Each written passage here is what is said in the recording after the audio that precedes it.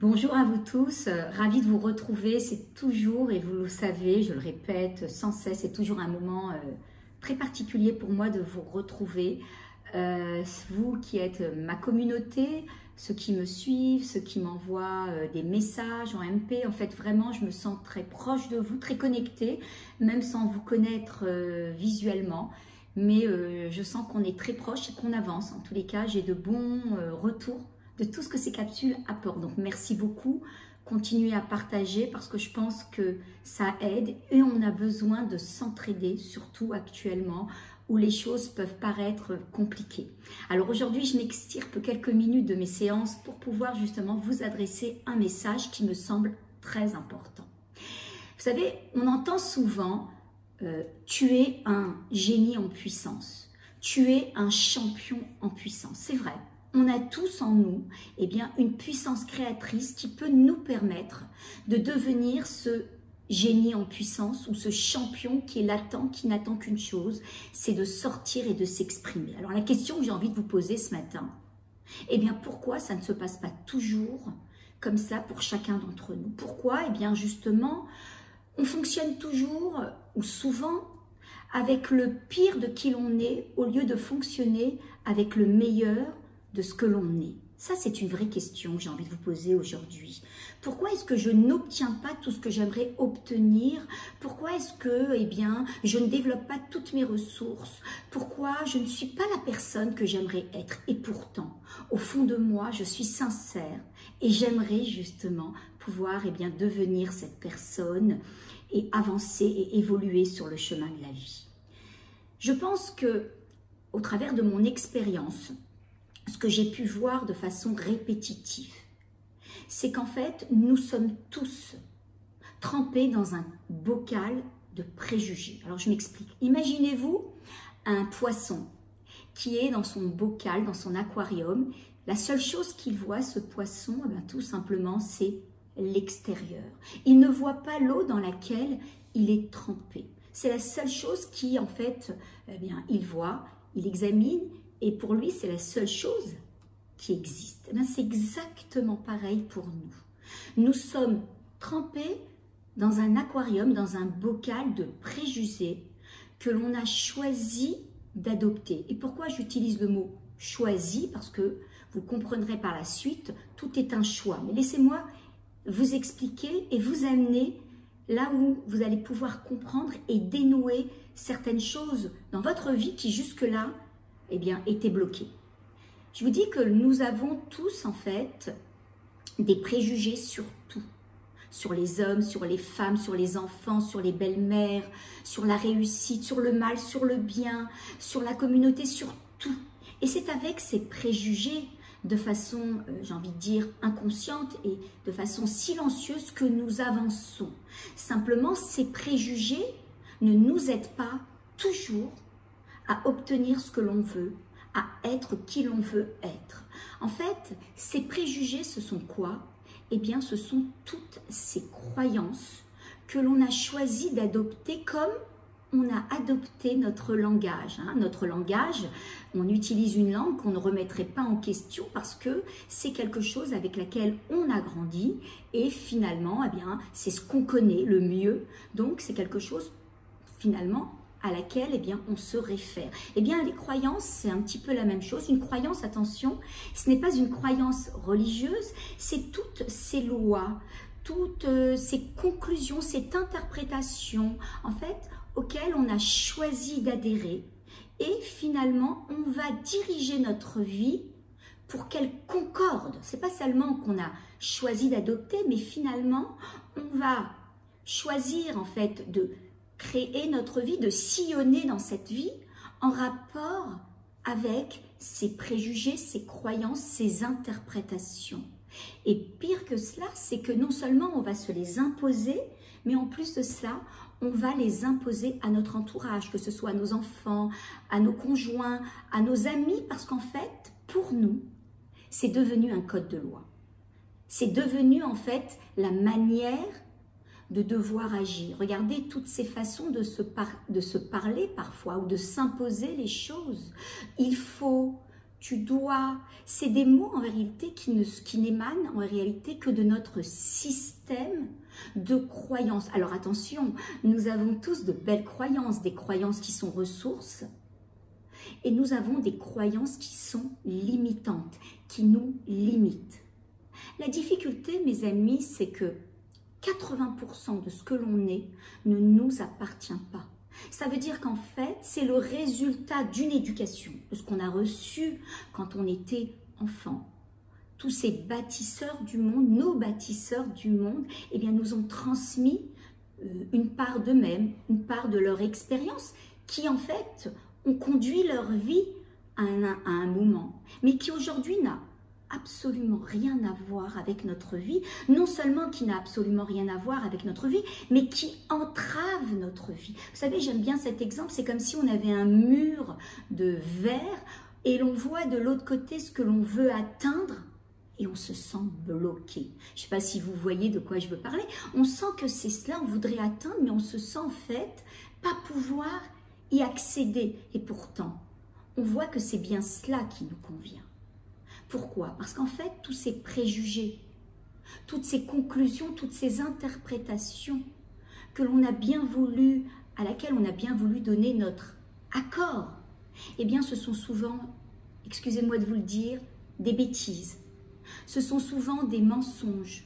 Et surtout, ce sont des prophéties autoréalisatrices. Finalement, on va se rapprocher de quelque chose que l'on détesterait le plus, devenir la personne en fait qui ne nous impacte pas, avec laquelle on n'est pas en accord. On a toujours rêvé d'être cette personne, cette femme, cet homme, et finalement sur le terrain, c'est pas du tout ce que l'on est. Ça veut dire que ce que je suis en train de vous dire, c'est extrêmement important en termes de réussite personnelle, en termes à tous les niveaux dans vos 5 domaines de vie, c'est extrêmement important. C'est qu'on a déformé en fait le prisme de notre réalité au travers de ces croyances qui à la base sont basées sur absolument rien qu'une interprétation, qu'un préjugé. Je ne sais pas si vous entendez la teneur de ce que je suis en train de vous dire. Ça veut dire qu'en fait, on va passer une partie de notre vie à, on va dire, donner notre accord et accentuer et pointer en fait ces règles que nous nous sommes imposées mais qui ne nous amènent nulle part. Donc, d'où est-ce que viennent en fait, comme je vous l'ai dit tout à l'heure, ces règles que l'on s'impose? Ben déjà très tôt, j'ai envie de dire, déjà lorsqu'on était dans cette cavité utérine, lorsque l'on était dans le ventre de sa mère, nous, en tant que petit enfant, même pas parler d'enfant à ce stade-là, eh bien nous avons imprégné tous ces modes de pensée qui étaient à l'extérieur, tous ces sentiments, tout ce que eh bien, nos parents ont pu passer et nous insuffler. Et une fois sortis, et lorsque ce monde nous a accueillis, eh bien nous avons commencé également à être cette éponge qui va en fait s'imprégner de tous les courants du monde et déjà dans la sphère familiale. Et souvent, on ne voudra pas donner tort, par exemple, au type de pensée de son entourage. On préférera donner tout notre accord. Plus que cela, on préférera eh bien, accepter de se dire j'ai raison, mais le mettre de côté uniquement pour pouvoir être accepté, validé par eh bien, notre sphère familiale, parce que à cet âge-là, vous le savez, ce qui est important pour cet enfant, pour pouvoir grandir, c'est l'amour, c'est la reconnaissance. Et pour cela, il va préférer mettre ses idées de côté et adopter en fait eh bien, les idées du moment, de la famille ou de la communauté, même si au fond, il sent que c'est lui qui a raison. Donc c'est très fort ce que je suis en train de vous dire. Ça veut dire qu'en réalité, si je ne prends pas conscience et que je ne fais pas un vrai tri dans ma vie, oui, un tri. Vous savez, vous prenez le soin d'aller tous les matins jeter vos sachets de détritus à la poubelle. Ben, c'est la même chose. On est tenu, j'ai envie de dire, dans ce monde, de garder ce qui est opportun pour moi, ce qui m'aide à avancer et ce qui aujourd'hui est complètement dépassé, qui a appartenu peut-être à mes référents parentaux, mais qui aujourd'hui ne m'aide pas. Parce que sinon, non seulement on ne va pas avancer, mais on va créer des situations de toutes pièces qui vont m'éloigner de qui je veux être et ce que je veux devenir dans tous mes domaines de vie. Alors, il est clair que on a tous vécu autour d'un système qui est ce système de punition-récompense. Pourquoi est-ce qu'on a développé tant de croyances limitantes qui nous limitent dans la vie? C'est qu'en fait, notre système d'éducation était souvent basé sur punition-récompense. Et comme à cet âge-là, on a besoin d'être validé, mais pas seulement en tant qu'enfant. Parce qu'attention, c'est vrai que c'est quelque chose qui s'est développé très tôt à la maison, dans notre sphère familiale, mais à l'école également. Si on ne travaillait pas bien, on avait une punition. Si on ne travaillait pas bien, on était puni à la maison. On n'aurait pas notre récompense. On serait, je ne sais pas moi, pas apprécié, rejeté d'une certaine façon. Et après, dans le milieu également social ou dans le milieu professionnel, si on ne donnait pas le meilleur de nous-mêmes, eh ben on n'aurait peut-être pas cette, j'ai envie de dire, évolution salariale. On aurait même peut-être un blâme. Donc, on a toujours grandi autour de cette notion punition et récompense. Et c'est avec cela, en fait, de façon sous-jacente, que quelque part, eh bien, on a avancé. Aujourd'hui, j'ai envie de dire que il va falloir revenir à quelque chose qui est beaucoup plus, qui nous aide et qui est beaucoup plus juste pour nous.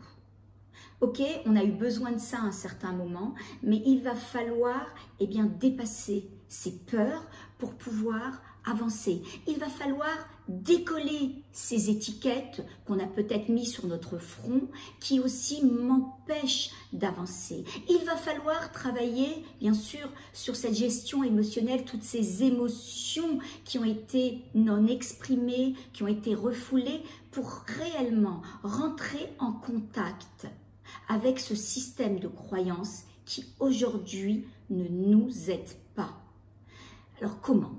Eh bien écoutez, je vais vous donner un outil. Vous savez que j'aime bien tout ce qui est pragmatique, j'aime les choses pratiques dans ma vie et dans l'accompagnement que j'offre au quotidien. Les coachés que j'ai eu le plaisir d'accompagner, les nombreux coachés savent que j'aime en fait tout ce qui est pratique et pragmatique, parce que je pense que c'est justement en développant ça de façon matérielle, c'est-à-dire au niveau d'actions concrètes, que l'on va pouvoir avancer. Alors, pour pouvoir déjà rentrer en contact avec vos croyances, il va falloir un petit peu dérouler vos 5 domaines de vie et vous dire, dans chacun de ces domaines de vie, quelles sont mes pensées les plus courantes? Tiens, dans mon domaine personnel, qu'est-ce que je pense de moi?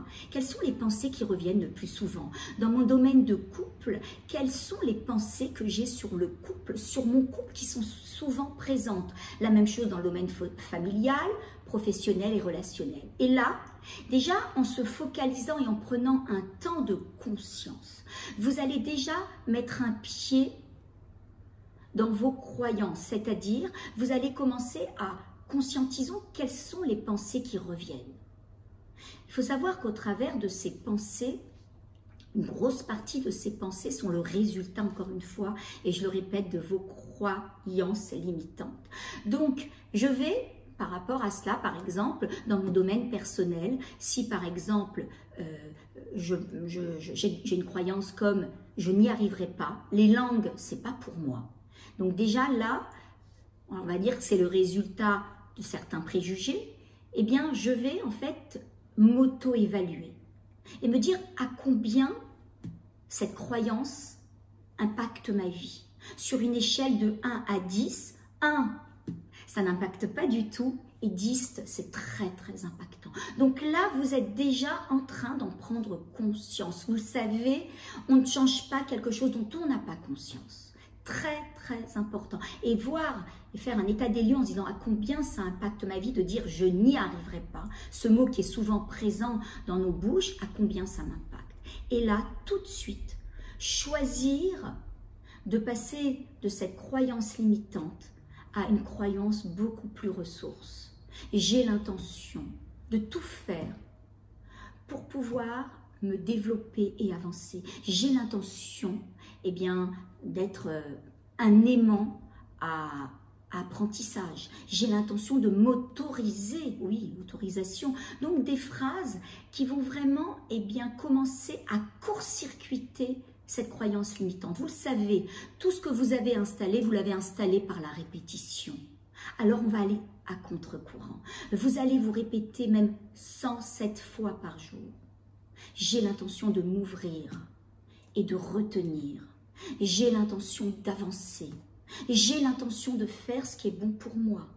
J'ai l'intention de m'autoriser à pouvoir évoluer. Vous voyez, toutes ces phrases très impactantes vont commencer à court-circuiter cette croyance limitante et vous allez commencer à développer un mindset.